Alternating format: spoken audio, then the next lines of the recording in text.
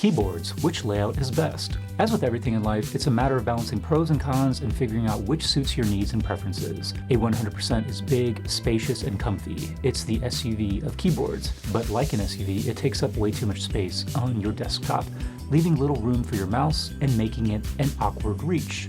And do you really need all those keys? 75% hacks off the numpad and rearranges the home row keys. The arrow keys are slotted into the bottom right and no longer spaced out. So much room for activities, and the mouse is much more reachable and comfortable. But man, it sucks to do data entry. So what happens when you blend 100 with 75? I'm not sure how the math works out, but apparently the answer is 96. Which brings us to the Nuphy Air96 version 2. Is it the perfect compromise? The utility of 100, but some of the space savings and ergonomic benefits of 75.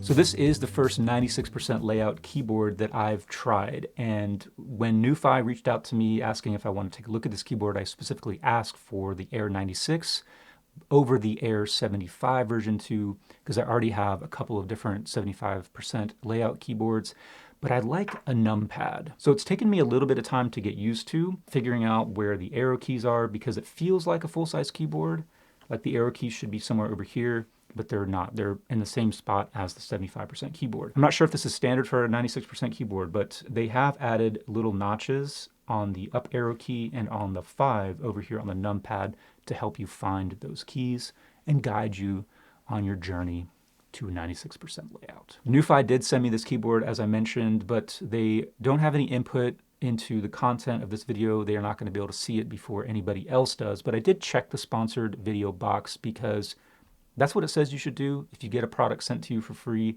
it's technically sponsored.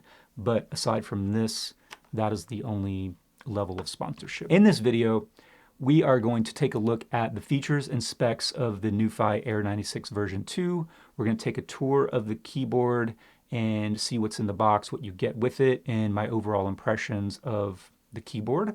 And we're going to do a little bit of a comparison between a couple of the other options in this sort of low profile wireless mechanical keyboard niche. In particular, I've got the MX Mechanical. This is the full size 100% version. And I've got the Lofree Flow, which is a 75%. And then I'll wrap it up with pros and cons and my overall recommendation. As always, there are chapter markers, so if you want to skip around to what's relevant to you, feel free. On to the features and specs. I'm not going to cover every single thing about this keyboard. I don't want this to be an infomercial.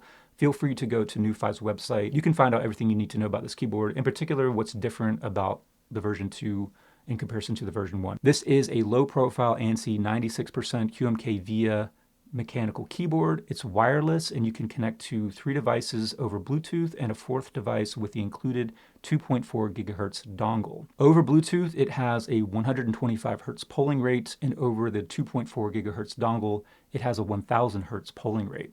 It also can be run as a wired keyboard, and it does come with this USB-C to Type A charging cable / wired cable. There's 3 colorway options: Ionic White, Basalt Black, which is this one, and then a Lunar Gray. It's got a 4000 milliamp hour battery, and I haven't done a battery rundown test, but Nuphy says it will last anywhere between 35 to 120 hours with the backlight enabled.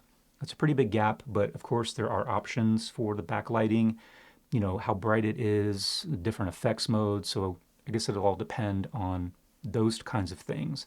But if you turn off the backlight, they say you can get up to 220 hours. There are a lot of switch options. There's 3 from Gateron, and then there's 4 options from Nuphy. I guess they've developed their own switches, and I have the Nuphy Wisteria switches. Nuphy switches are going to be an extra $10 over the base price of the keyboard, which I think is $130. So if you go with one of the Nuphy switches, it jumps up to $140. The switches are hot swappable, so at any time in the future you want to switch out to a different switch, you can do that. The included keycaps are double shot PBT. They aren't shine through, but shine through keycaps are an option at checkout, or they are available separately as well. Again, there's a lot more to cover. If you want to know more about the build and all of the different features and how it's put together, check out Nuphy's website.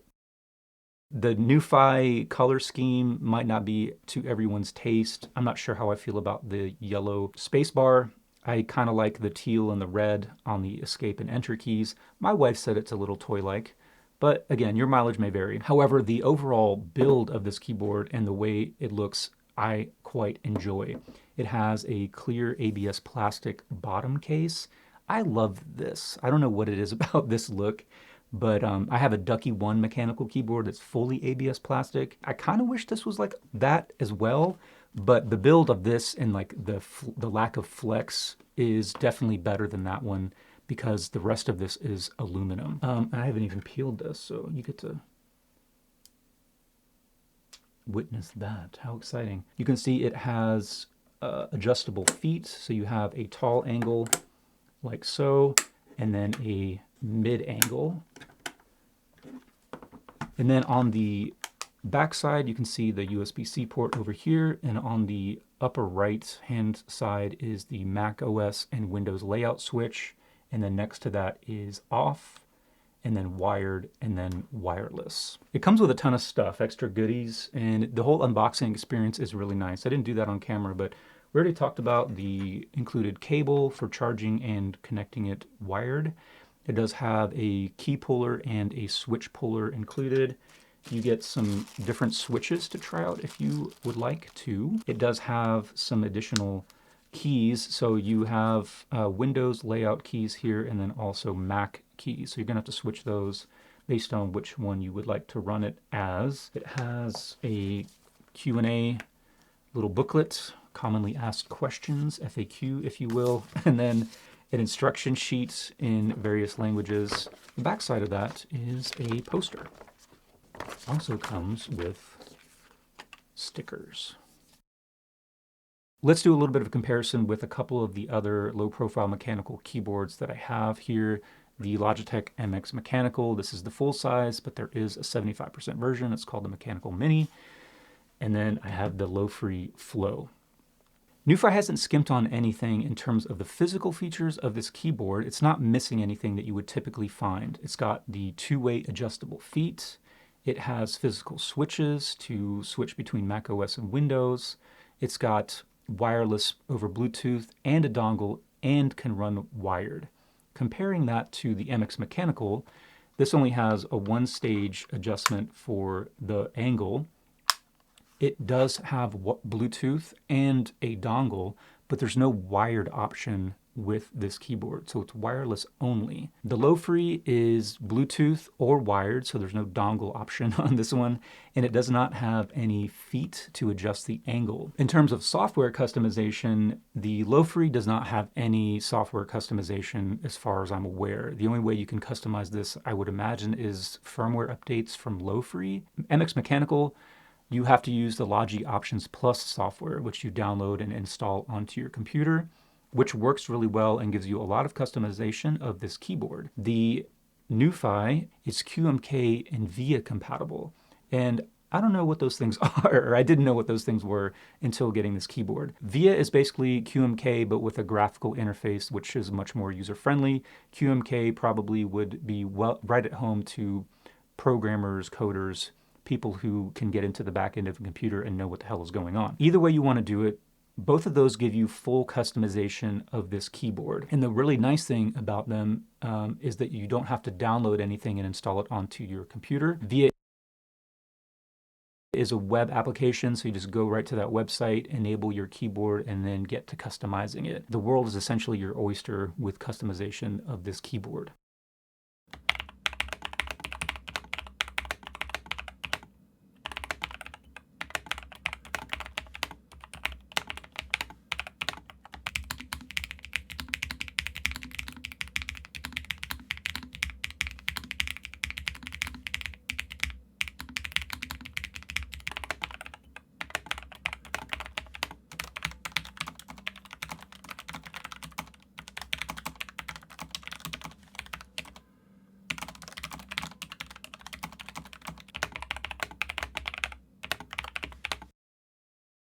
All right, let's wrap up this video with pros and cons and my overall recommendation. Let's start with the cons. I had a hard time finding the QMK VIA firmware that you need to upload to the website in order for it to find your keyboard and allow you to customize it. I ended up just emailing the rep who reached out to me about this keyboard asking, how do I get this VIA thing to work? For people who are new to this whole world, They could be easier, I think, to find the firmware that you need to enable the VIA functionality on this keyboard. I had a bit of a connection issue with the 2.4 gigahertz dongle on my Windows computer, but that probably has more to do with just dongles in general. I had 3 2.4 gigahertz wireless dongles connected to my computer, and I was just getting a little bit of lag with this one, and then at one point I couldn't, and it wouldn't recognize the keyboard. I ended up having to switch it off, turn it on, maybe even plug it in before it finally registered. I've since removed the Logi Bolt receiver for my Windows computer, and now I don't really have any issues. So it probably just has to do with having too many 2.4 gigahertz wireless dongles plugged in at one time, but you also might have to try different USB ports on your computer because sometimes they can sort of cross interfere with each other. But again, probably not an issue with this keyboard in particular, but more just the dongle situation. I'm not sure how much I like the Wisteria switches. If I had to do it over again, I'd probably choose a switch that had a little bit more of an actuation force required, because I just find that these are a little bit too easy to bottom out. And that's kind of a similar complaint that I have with the Lofree Flow. Both of these keyboards are objectively better than the MX Mechanical in terms of their fit and finish and their overall quality, but I kind of like these switches here, these tactile switches, just don't bottom out as easily. And that's kind of the whole thing about mechanical keyboards, is they're just more comfortable and ergonomic to type on than a membrane keyboard, which you're constantly bottoming out. So it's kind of like drumming your fingers on a hard surface, repeatedly. It gets fatiguing, and I just wish there was just a little bit more travel and or actuation force on these keys. Of course, that all comes down to your own preference. As for the pros, I'm probably just going to lump everything into one long run-on sentence, but you just have so many options and features with this keyboard. As I mentioned, it doesn't miss anything that you should get with a full-featured mechanical keyboard. It's got the adjustable feet that the Lofree doesn't have, and the MX Mechanical is missing one angle. It connects to your computer in all the ways that you would like it to connect to your computer. It's got double shot PBT keycaps, which the Lofree has as well, but the MX Mechanical doesn't have. I like the look of this keyboard, maybe not the color of the spacebar, but like this frosted clear ABS plastic combined with the aluminum top plate. It just really looks and feels really premium. It's very much on par with the fit and finish and the overall build of the Lofree Flow, and better, in my opinion, than the MX Mechanical by quite a ways, I think. It also comes with a lot more stuff than either of these two keyboards. So to sum up, it has all the features, it connects in all the different ways that you want it to, it comes with more stuff, its build quality matches the Lofree Flow and exceeds the MX Mechanical, and it's the cheapest of the three. So that's pretty much my recommendation. I did purchase the MX Mechanical with my own money, and I really like this keyboard. I still use it to this day. The Lofree and the Nuphy were sent to me, but if I were to choose between these three right now, knowing what I know, I would easily choose the Nuphy.